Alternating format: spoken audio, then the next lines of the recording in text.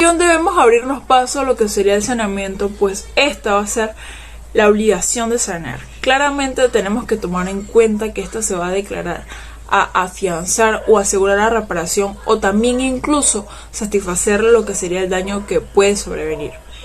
Siendo así, esto le incumbe al que será el vendedor de la cosa entregada garantizar que esto sea una posesión útil y pacífica, en donde, en caso de producirse hechos que desvirtúen dicha posesión garantizada, el vendedor tendrá la obligación de indemnizar al comprador por lo que serían los daños y perjuicios sufridos, en donde este deber de saneamiento alcanzará lo que serían 3 niveles de posible alteración, tomando en cuenta la privación de la cosa y tomando en cuenta la aparición de los gravámenes.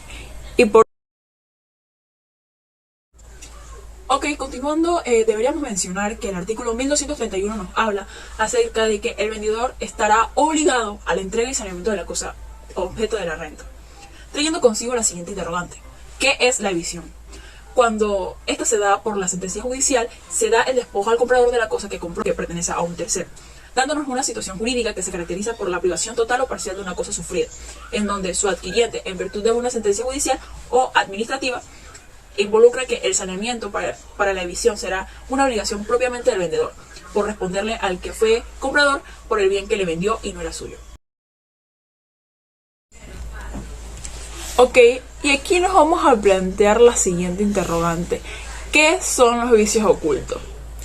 Estos pueden mencionar que son defectos en las cosas que pueden detectarse en el momento de la compra-venta. O sea, en el derecho, el concepto se emplea para lo que sería designar aquellos desperfectos que dan derecho a reclamar la reparación del bien o la resolución propia del contrato, en donde podemos decir que cuáles serían los bienes que pueden presentar vicios ocultos. Estos serían todos los bienes muebles como los inmuebles, o sea, que pudieran tener los vicios ocultos lo que serían los automóviles, las viviendas, los electrodomésticos y etc.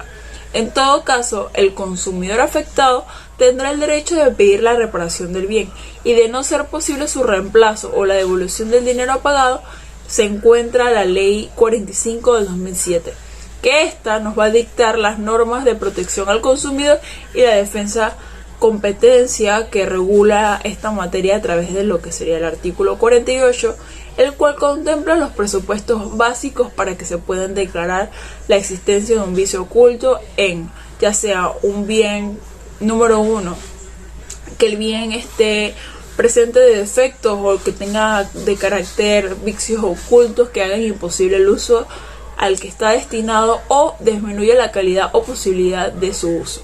Y 2, que el consumidor ignore tales defectos. Entonces, ¿cuánto tiempo tiene el consumidor para accionar? Esto nos dice que resulta importante resaltar que las innovaciones o las reformas sustanciales propias de la Ley 45 del 2007 a favor de los consumidores radica en la ampliación del término de la prescripción, que lo amplía a lo que serían 5 años. Es decir, que ahora el afectado contará con dicho término para presentar sus reclamaciones por la existencia de vicios ocultos, contándose en lo que sería el plazo que desde que tuvo conocimiento del hecho, de acuerdo al artículo 108, que nos dice que las obligaciones del vendedor no acaban con la entrega de la cosa. O sea, que el artículo 1244 aquí también nos habla de lo que sería el vendedor. O sea, que el vendedor le respondería a lo que sería el comprador, y por la posesión legal, pacífica de la cosa vendida. Entonces, también menciona que se responde también por los vicios y los defectos ocultos que este mismo tuviese. El saneamiento por evicción es un tema que se encuentra en nuestro Código Civil desde el artículo 1245 al 1253, donde este último es una explicación de la prescripción de dicho tema. Comencemos. El artículo 1245 explica cómo surge el saneamiento por evicción, y esto se da cuando se priva al comprador, sea una parte o sea completamente el objeto que haya comprado. Por ello, el vendedor deberá responder por evicción, aunque nada de ello sea pactado por medio de un contrato. Es por esto que los contratantes tienen la facultad, sea de aumentar como disminuir o suprimir la obligación legal del vendedor. El artículo 1246 va dedicado al vendedor. Y esto es si éste actúa en base a mala fe. ¿Qué ocurre cuando esto pasa? Bueno, el artículo es sencillo. Si dicha situación se da, todo pacto quedará completamente nulo. El artículo 1247 explica qué ocurriría si el comprador llegase a renunciar a su derecho de evicción.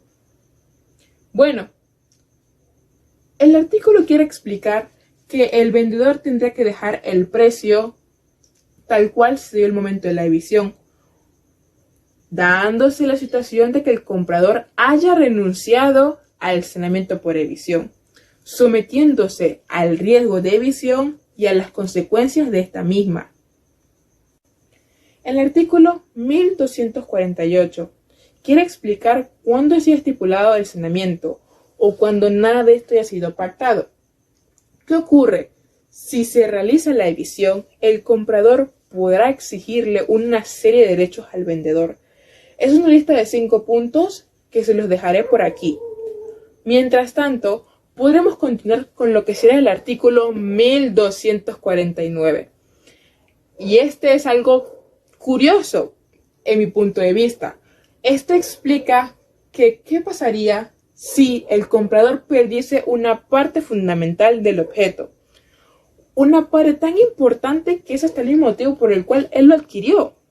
Bueno, si se dice tal situación, este podrá exigir la rescisión del contrato, pero con la obligación de devolver el objeto sin más gravamen. Esto también se puede ver cuando son dos objetos vendidos a un precio bastante alto. Es, por así decirlo, cuando tú quieres uno, pero para poder adquirirlo tienes que comprar el otro. Y el que a ti te gusta se daña. Por ejemplo, pierde su joya. Tú podrás exigir la rescisión de dicho contrato, sin embargo tendrás que devolver ambas joyas. El artículo 1250 quiere explicar cómo no podrá exigirse el saneamiento.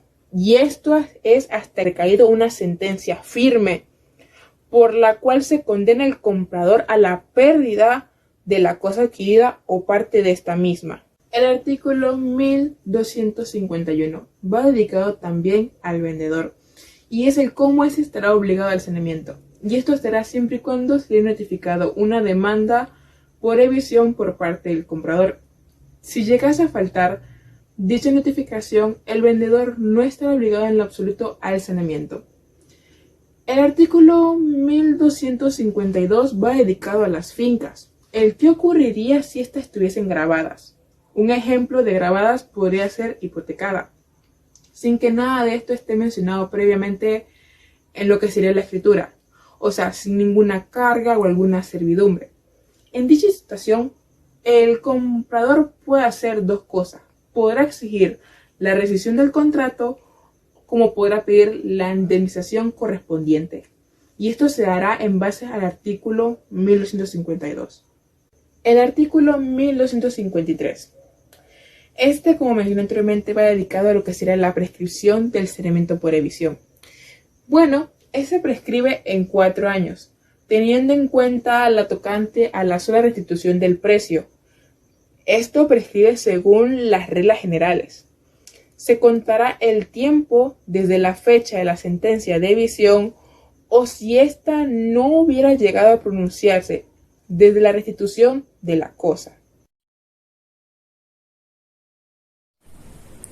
Ahora hablaré de uno de los derechos más importantes que tiene el comprador frente a su vendedor, y este es el saneamiento por vicios ocultos, o también conocido por defectos ocultos o vicios redimitorios. Y esto tiene su origen o se presenta cuando existen vicios ocultos sobre la cosa vendida. Ahora bien, ¿qué se conoce por vicios ocultos o defectos ocultos? Estos son aquellos que hacen impropia la cosa o disminuye su valor. Esto quiere decir que la persona, de haber conocido ese defecto que presenta, no hubiera adquirido la cosa. Características de los vicios ocultos. Como primera característica tenemos que los defectos, daños o el vicio oculto en general de la cosa no son observables a simple vista. 2. Que el daño sea grave. Esto quiere decir que deje impropio el uso al cual estaba destinado.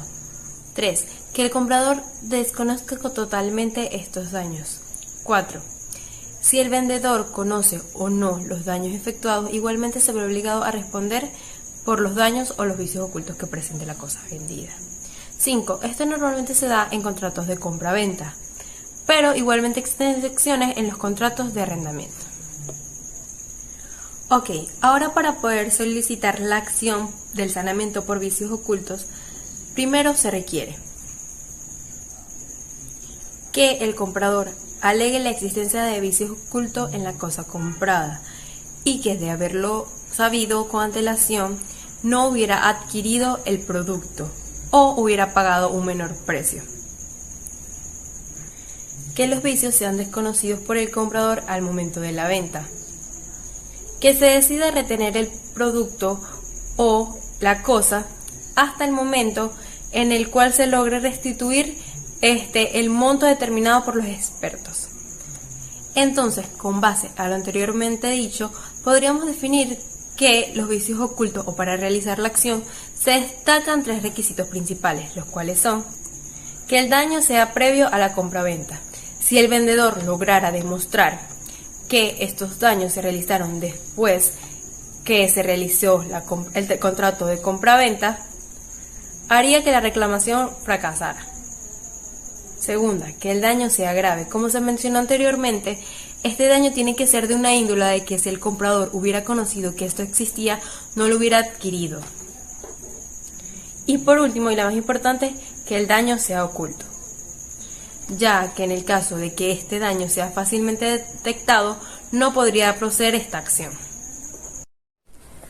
Ahora les plantearé uno de los ejemplos donde se puede apreciar de forma clara y concisa cómo se presentan los vicios ocultos. Este es en el caso de las humedades.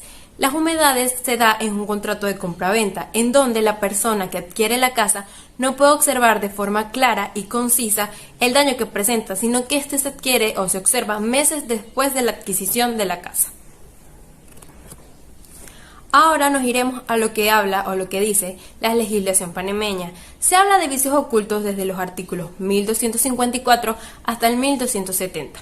Ahora les explicaré el artículo 1254. Este nos habla de que el vendedor está obligado al saneamiento por vicios ocultos cuando éste presenta defectos sobre la cosa vendida, los cuales incapaciten de forma importante el uso al cual estaba destinado, o en el caso de que el comprador hubiera pagado un menor precio del tener conocimiento del mismo. Ok, aún un ejemplo de este artículo. Lo podemos ver en una persona, por ejemplo, que adquiere un automóvil en el cual se lo vende de la forma y funciona perfectamente, pero a los meses o al tiempo de haberse comprado, el auto deja de funcionar. Este es el fin por el cual la persona lo compró, para lograr movilizarse. En el artículo 1255 vemos que hace referencia al artículo 1254 y 1254A. El artículo 1255 nos dice que el comprador puede elegir entre la rescisión del contrato, abonándosele así los gastos que él ha pagado, o puede hacerse una rebaja proporcional al pago que él hizo, siempre y cuando se tome en cuenta la decisión de los peritos. Si el vendedor actuó de mala fe y elige la rescisión del contrato, además de abonarle los gastos que él pagó, también se le tendrá que hacer una indemnización por los daños y perjuicios por parte del vendedor. Podríamos dar un ejemplo. Yo compré una silla, pero ¿qué sucede? Tenía un vicio oculto. Los tornillos estaban oxidados, no se podría ver a simple vista. Cuando yo me voy a sentar a ella, una vez que yo compré el objeto, se me daña, se me rompió. Había un vicio oculto. Bueno, el vendedor tiene que sanearme los vicios de esta silla, devolviéndome en sí los gastos que ya yo pagué, y si actuó de mala fe y sabía que había un vicio oculto, indemnizármelo por los daños y perjuicios. En el artículo 1256 tenemos que si el objeto se perdiere por causa de los vicios ocultos que tenía el que sufrirá la pérdida será el vendedor. Y si él actuó de mala fe, tendrá que pagar los gastos abonados en el contrato, además de restituir el precio. y también indemnizarme por los daños y perjuicios. Pero si él no sabía de los vicios ocultos, solamente tendrá que abonarme los gastos que pagamos en el contrato y restituir el precio. En el artículo 1257 tenemos que si yo le comprase una cosa a dos vendedores, pero resulta ser que ese objeto no le pertenecía a ellos, sino a un tercero, se me priva la utilización de la cosa, o sea que yo no tengo la posesión legal y pacífica de la cosa, entonces yo no voy a ir ante la persona que me quitó el objeto, sino que voy a ir contra los vendedores que me vendieron el objeto. Ahora tenemos aquí la duda. ¿Esto es sanamiento por evicción o es sanamiento por vicios ocultos? Es sanamiento por evicción, pero está ubicado en la parte de los sanamientos por vicios ocultos, cuando debería estar ubicada en el sanamiento por evicción.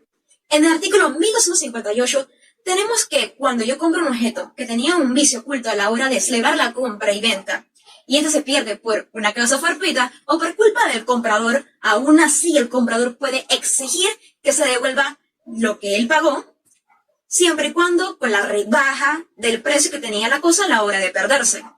Y si el vendedor actuó de mala fe, deberá indemnizarlo por los daños y perjuicios.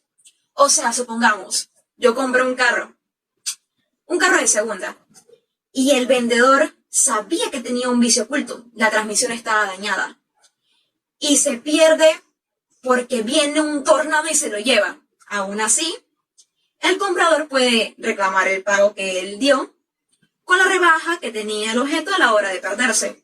O supongamos que, nuevamente, la transmisión estaba dañada y me estrello, me choco, ahora sí puedo reclamarle al vendedor, ahora nuevamente, el precio que pagué con la rebaja que tenía el objeto a la hora de perderse. En el artículo 1259 tenemos que no era una responsabilidad por los daños y perjuicios cuando yo comprase el objeto en una venta judicial. ¿Y qué es una venta judicial? Es cuando la ley faculta al juez a que venda o remate varios objetos del deudor para así poder pagar una deuda al acreedor. O sea, es una venta forzosa. Y si yo compro, supongamos, una computadora en una venta judicial, ese es bajo mi propio riesgo. Si salió dañada, no es una responsabilidad por los daños y perjuicios. El artículo 1260 nos habla que lo que dice el artículo 1255 hasta el artículo 1259, estos se extinguirán al cabo de un año. ¿Y cuándo se cuenta el año? Se cuenta desde que me entregan la cosa. En el artículo 1261 ya encontramos los vicios redditorios de los animales.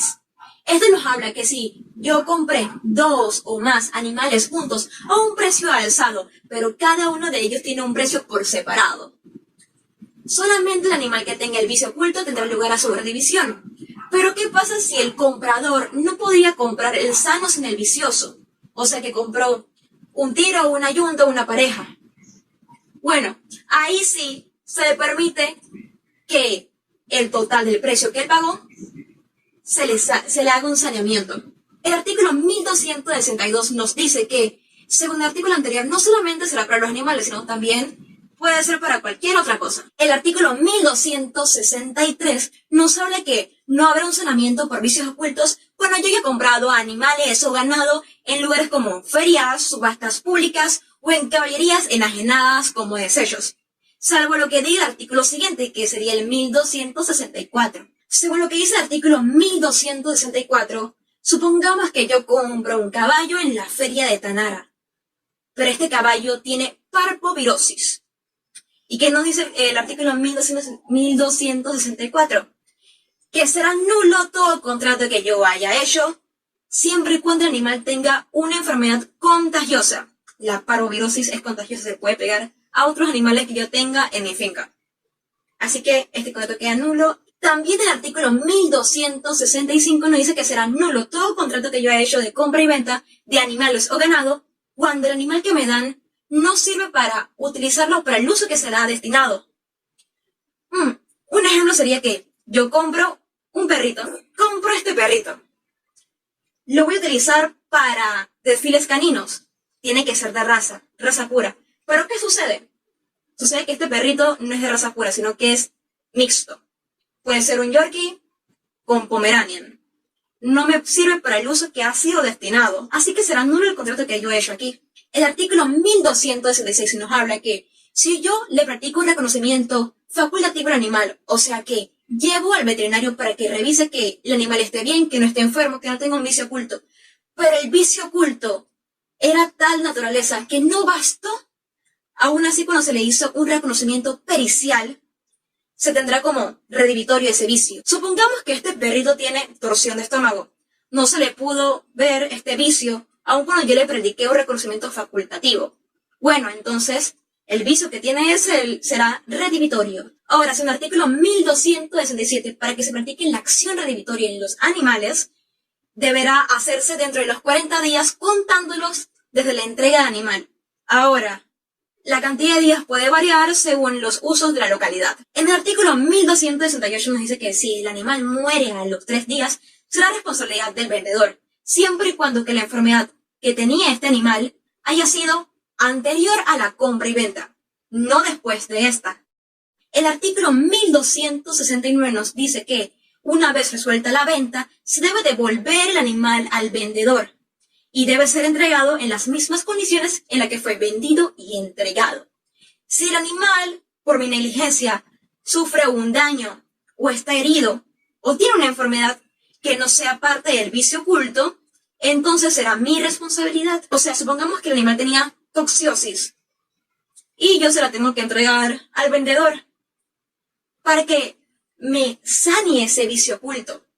Pero el animal llega con rabia, que no es parte del vicio oculto, entonces será mi responsabilidad. El artículo 1270 nos dice que en los vicios ocultos de los animales o ganado, también el comprador puede utilizar el artículo 1256, siempre que no se haga bajo las mismas acciones que diga el artículo 1256. También tenemos que ver que según el artículo 1266 nos dice que si yo contrato a un profesional en la materia para que me revise si el objeto que yo quiero comprar tiene un vicio oculto o no, pero este por su negligencia, su mala fe, deja de descubrir o manifestarme que, en efecto, el objeto sí tiene un vicio oculto, entonces él será responsable por los daños y perjuicios que me causen a mí. O sea, supongamos, yo contrato a un mecánico para que me revise el carro que yo quiero comprar, pero por su mala fe, decide no decirme que sí tiene un vicio oculto, entonces él es el responsable por los daños y perjuicios que me causa.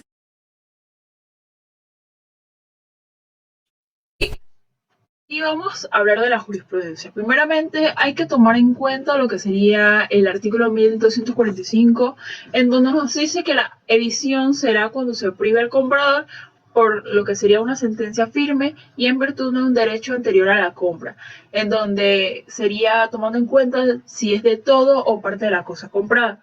Siendo así, el vendedor responderá a lo que sería la evicción, aunque nada se haya expresado del contrato. Y los contratantes tendrán o podrán aumentar, disminuir o suprimir la obligación legal del vendedor. Sabiendo lo anterior, vamos a avanzar. Ok, aquí se da que el saneamiento por evicción se da por lo de los traslapes de finca y pueden considerarse lo que serían vicios ocultos, haciendo la obligación del vendedor una obligación de carácter saneamiento por evicción. En donde el antecedente aquí básicamente sería que se ignora la sentencia del ADCEM, contenido claramente especializado en lo que serían los peritos y las demás pruebas documentales, desconociéndose así lo que mencionamos del artículo 1245 propio del Código Civil, en donde los innumerables traslapes afectan la superficie de fincas objeto de compra y venta, en donde estos jurisdiccionalmente en el proceso de deslinde y amojonamiento realizado constituyen elementos de carácter probatorio en donde debió acatar la norma la decisión.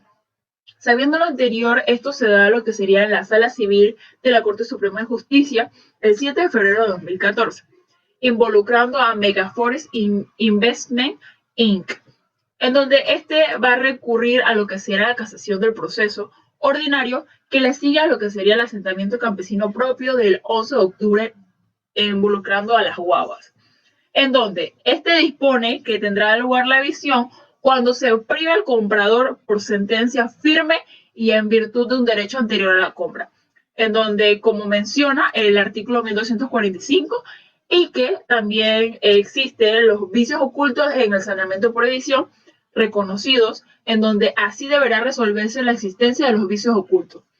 Entonces, estos fueron debidamente probados y esto permite a los peritos detectar la existencia de merma, en donde la merma nos comentan aquí que sería 33 hectáreas con cuarto, 1.663 metros y 50 decímetros cuadrados. O sea, tiene una diferencia importante y destacable de hectáreas de superficie, puesto que las fincas fueron objeto de compra y venta, pero por razón de obligación de sanear, resulta pertinente a lo que será el asentamiento campesino de la fecha 11 de octubre, en donde se da que no hay un cumplimiento, por decirlo así, un cumplimiento de la obligación. En lo que fue la obligación fue lo que sería desalojar a los intrusos que afectaban la presencia de terrenos de la empresa comentada Megaforest, en donde finalmente se da la colegiatura de la ATM en las importantes cláusulas del contrato, en lo que serían las escrituras públicas, que voy a dejar aquí, en donde la notaría primera del circuito de Coclé, especialmente las cláusulas segunda y cuarta, tienen en cuenta lo que sería el asentamiento demandado, puesto que este se da por un convenio de transacción de compra y venta en un precio o valor de hectárea previamente ya determinado, en donde es obvio que la merma fue destacablemente reconocida y tiene en cuenta lo que sería la superficie de dichos bienes inmuebles. Bro, muchas gracias. En verdad, mucha gente ignora este video, pero en verdad, yo nada más quisiera que cuando yo soy influencer me estén pidiendo pase de élite y muchas cosas gratis. Pero gente, tranquilo que los que se quedaron les voy a regalar sus cosas.